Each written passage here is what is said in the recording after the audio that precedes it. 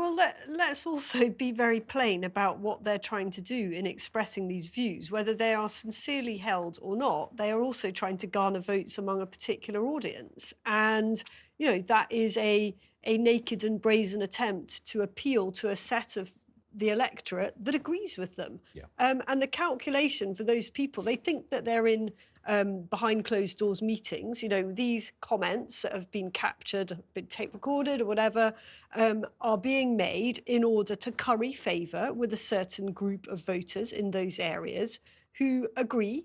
And the candidates or would-be candidates are taking a risk, making a calculation that those comments will not be more widely disseminated and will win them favour amongst that audience and will parachute them to Westminster. And it is insidious. It's everywhere, I think. And I think that, I'm endlessly shocked by how widespread this stuff is. I was on a walk round where I live in one of the nicest parts of the Cotswolds, the racist countryside, supposedly, where it's all very white. And there's Palestinian flags in the windows of people's cottages, and no Union Jacks. And that's not to say those people are Hamas supporters. I'm sure they're not. But this crisis is certainly bringing to the fore some very interesting allegiances, if I can put it that way. Totally. So I feel like there's anti-Semitism in the country, full stop. Yep. It's being focused on Labour at the moment. There are lots of other parties in this country who will make anti-Semitic comments amongst some of their private meetings, and the press won't pick up on it because it's almost more expected. So I don't think it's fair just to attack Labour in this sense, but I do think you can't tackle anti-Semitism until you see it. Keir Starmer cannot do anything about it until one of these candidates says something that's anti-Semitic. And when someone says something that's anti-Semitic, instantly that person should be suspended. So who is around Keir Starmer saying to him, oh, let's send out the MPs to defend this guy first? And then the next day, the guy says something that actually I didn't think was as bad as the first thing he said about it being about Hamas having been let in to attack Israel. Wow. But then suddenly they're like, oh no, now he's crossed the line.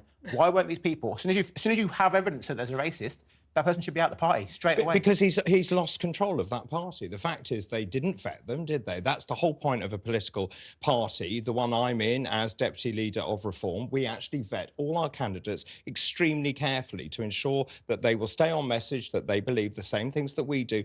In terms of what we're seeing, I believe the Labour Party is fundamentally anti-Semitic, or at least there are those groups who are fundamentally anti-Semitic. And Isabel's right. They're playing in Rochdale to 33% of the population who is Muslim, and so therefore I think what Starmer was trying to do is keep them on board because, of course, the electoral liability that he would otherwise face. But also what we're starting to see with that Savanta poll is they've gone from 25% down to a 25-point lead down to 12-point lead. And that shows exactly what I've said all along, which is that poll lead is extremely soft.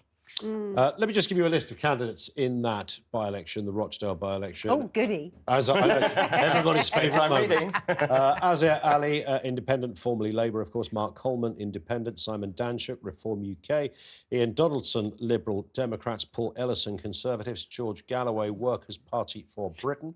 Michael Howarth, Independent. William Howarth, Independent. Guy Oaten, Green Party. Ravin Rodent Subordina, Official Monster Raving Loony Party. And David Tully, Independent.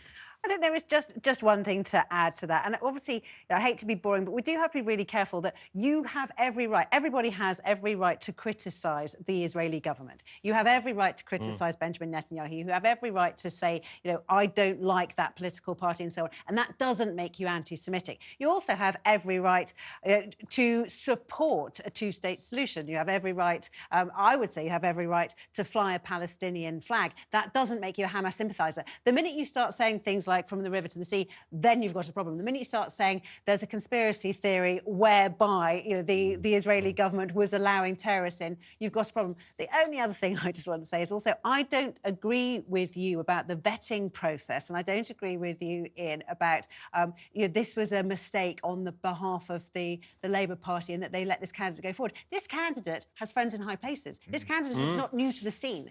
This man has been around for a very long time, and I think that's the reason why Keir Starmer didn't come down on him like a ton of bricks, because he knew him personally. They were pretty chummy. I think he just thought, oh, surely not good old Azhar. He couldn't have done this. Well, which makes it worse. I actually think perhaps there was also a pragmatic thing there, that they knew that they couldn't take him off the ballot paper. Yeah. So it's a big problem. And on the vetting thing, you know, I do have some sympathy there. It's almost impossible to weed out everybody's views from ages ago that someone may have screenshotted, people who've said something off colour after a few drinks in the pub. It is really difficult. Every political party is going to suffer from one or two bad eggs in the run-up to the election, no doubt about that. But repeated behaviour, if you know their mindset, you would know. If there's a pattern of behaviour, you would know. But I think that therefore, if you know this person individually, you kind of don't believe it. Do you know what I mean? He's been for sure. Starmer's been accused of that, hasn't he? That those that are closest to him, he's not been as brutal as others. So maybe the vetting is there, and they knew.